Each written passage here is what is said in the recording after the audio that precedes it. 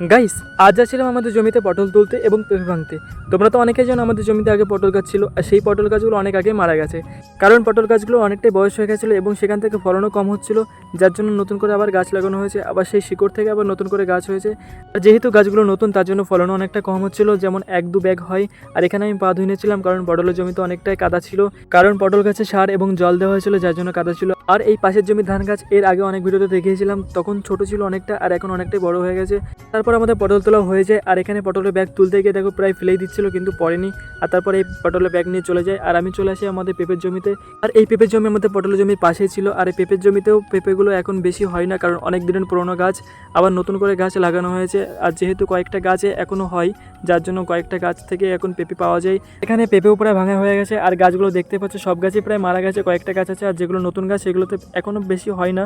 আর পেঁপেগুলো সব মিলিয়ে 1 ব্যাগ মতো হয়েছিল, তারপর পটল গাছে এনে রাখা হয়, আর এখান থেকে আরতে নিয়ে যাওয়া হবে। সো ভিডিওটি পর্যন্ত ভালো লাগলে লাইক কমেন্ট সাবস্ক্রাইব।